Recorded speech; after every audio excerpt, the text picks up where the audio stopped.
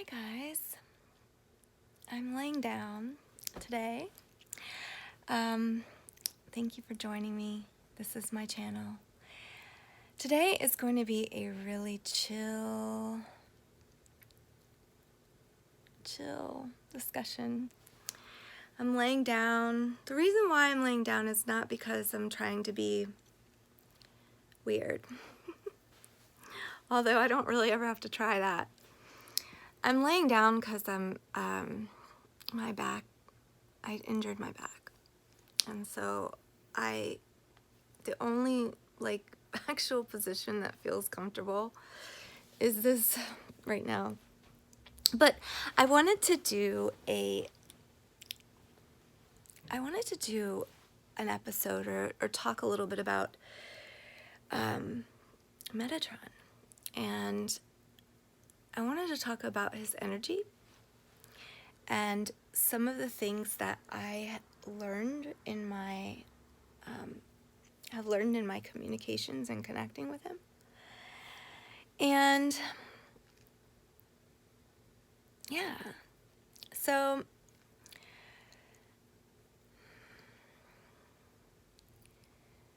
I wanted to talk about Metatron because I wanted to share how his energy feels to me and help people to recognize him and help people to recognize him, his energy in every way or any way that you possibly can. So Metatron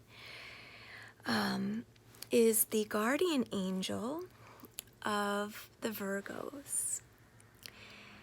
And if you're a Virgo, what this means is that Metatron may have already connected with you. Virgos are not the only ones that Metatron connects with, but usually, from my understanding, I believe there's a certain lineage that he is focused on, and it's a certain old, ancient Jewish lineage. And so I wanted to talk about Metatron as an energy. Not only as an energy, but as a healing energy. And a lot of people will address Metatron as the divine. A lot of times he shows up as a divine masculine. And so if you ever have any direct experience in merging with his energy, you'll be able to repeat what you experienced. And I apologize that I'm extremely tired, because I am, but I'm just relaxed, I guess. So I'm gonna lay back down. Yeah, you like this? So I have a painting behind me, actually, of Metatron. I actually painted a picture of him. I painted this. This is a portrait of Metatron. Okay, hold on. Let me see if I can get it in better lighting. This is the way he looks to me. This is the way Metatron looks to me. This is the way that he looks to me. So it looks a little scary. Like, now that I look at it in that camera, it does actually look a little scary. But he's not. He's like so sweet. He is he looks like an old man a lot of times. So I'm gonna give a little story. This is just a story. This is not, I'm just gonna tell a story. You can decide for yourself if it's real or not, or if it's mine. So, there was a girl. Hold on, let me change my pillow because you can't see my hair. It blends in. I wanted to show my hair because I'm very proud of this hairdo. It only took me 2 weeks of quarantine, of being quarantined to achieve this look. But I did it all on my own. And how else would I do it? Because guess what? There's no salons open when it's a quarantine situation. So I'm quarantining. I'm quarantining with you guys. So come to my quarantine party. This is my quarantine party. And feel free to pull up your own bed and lay down. So I'm gonna tell a story. So once upon a time, there was a girl, and this girl knew there was this other, a male. And one day she met this male other, and it looked like another her, or it felt like another her. It didn't really look like another her until later, but it felt like another her. And so the energy signature of the other was the recognizable source for recognizing this family spirit brother. We'll call him a spirit brother. So this girl had a spirit brother, and she met him in the real world, but she already knew him. She already knew him because she already knew his energy. She remembered his energy from pre-mortal life. And so she met him on Earth, but she could remember all of these other timelines where they were in different situations together. But the timeline that she recalls most vividly was not on Earth, but it was on what looked like another planet.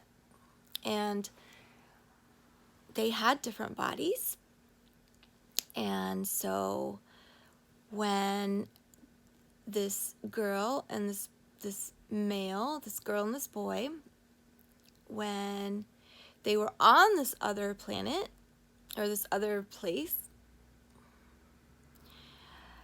sometimes they would stand in a circle, like a big circle with a lot of girls and boys, and a lot of girls and their others. And they were in this, the one memory that she had that was really, really weird, because things do get weird sometimes with me, or with her. Not with me, the girl, not about me. So, one of her really weirdest memories that she has, that is very clear, is of standing in a large circle with her other, and the other and her both had non-human bodies. And the bodies that her and the other had were made of, I have to close my eyes when I tell this story because it's just easier to close my eyes and tell the story because I'm tired. But it comes to me better this way. I'm channeling. my cat would stop scratching. Stop it. So they're in a circle. So what I'm doing when I close my eyes is I'm actually visualizing the memories. So they're standing in a circle, and her and the other, along with many other girls and their others, are standing in circles, a circle, big, big, big, huge circle, and they're on a planet that has grass. I mean, it looks like an Earth type planet, but it's not Earth. It's not Earth. And all of these people were standing in a circle, and it was like that's what they did. So they would meet and they would stand in a circle, and it was like a meeting of sorts. It was like a call to action, or like when we had to go do a job of some kind, like angel job, like some kind of angel work. And when we were assigned to go out and do angel work,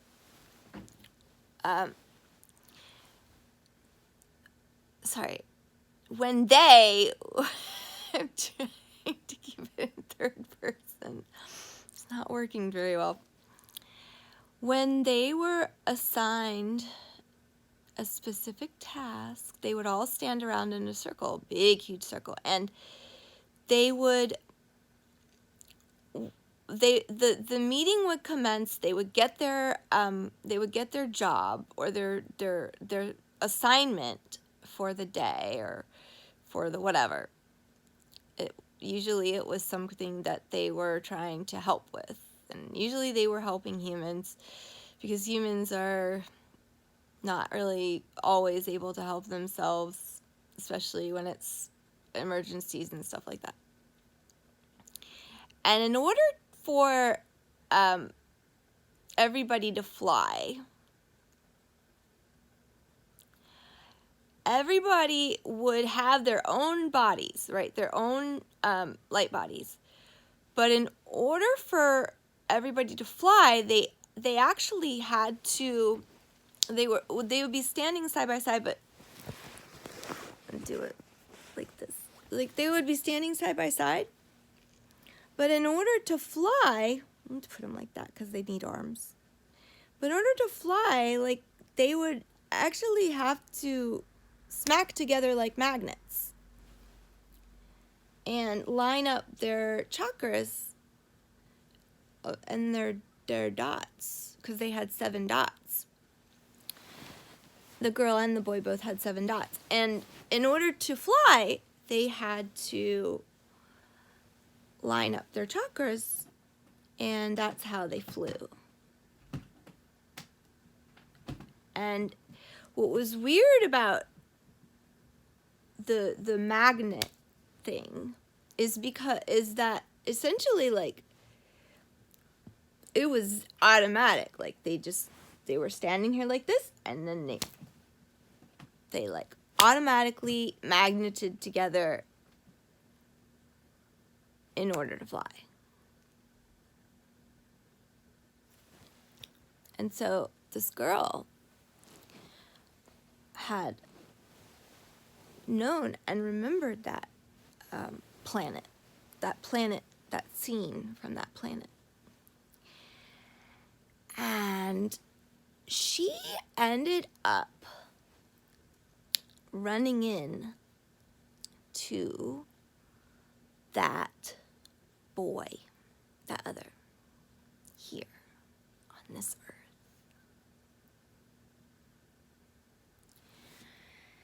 And when she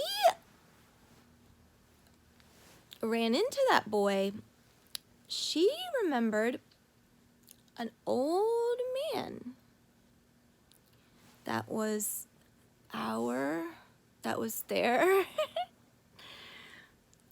She remembered there was an old man who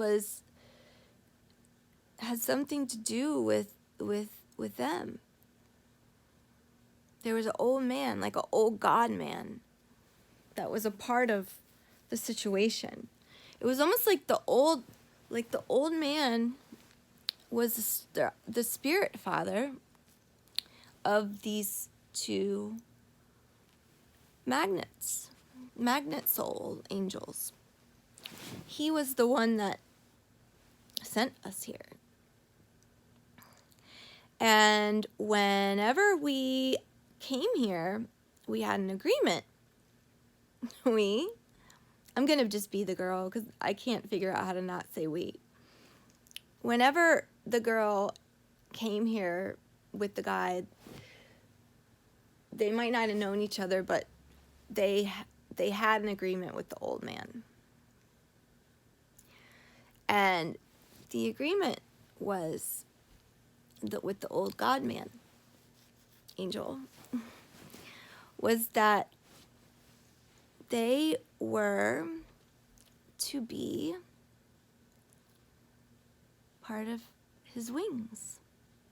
Because the old God man still has like 72 pairs of wings. And these magnet soul girl and boy are one of his wings. And that old man with all those wings is Metatron.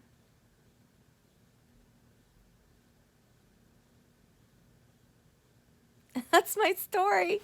That's my story about Metatron. So I wanted to, so that was the story about the little girl and the other and her off-planet memory, and then how she came to Earth and remembered her other and remembered that memory, but also remembered the old man that was a part of the situation. And that's his picture that I drew. He does. He looks like an old God man. He's very kind. He's very loving. His energy will it blows you away. It's like the purest energy, purest vibration, holy. He's like into perfection, like spiritual perfection. He's never been a human. He's never been a human. He was always an angel.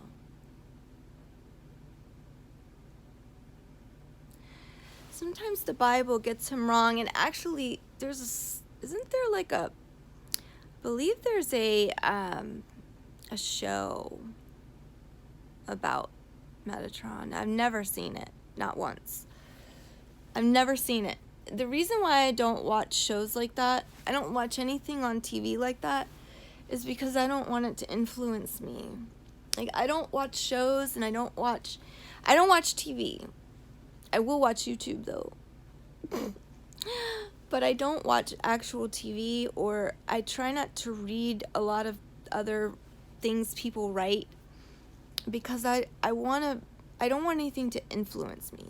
Like, I want to be able to have my own experiences in the spiritual realm without getting a painting or having it being painted negatively by a stupid TV show. And if you watch, I think that TV show is like, it actually paints him in like a devil kind of light. And I did not get that from him at all. He feels like God. He felt like God to me. He is magical. He has a magical quality to him. It feels like magic. And he has a rainbow, colorful, like rainbow energy to him that is just colorful and rainbows, and it's like touching heaven. It's like touching heaven. It is. There's a lot of, I believe he is actually like the, I believe he is actually the head of the elementals in the elemental kingdom. Because there are different kingdoms. There's the nature spirits, there's the devas, there's the nagas, and I believe he's an elemental, like he's the king of the elementals.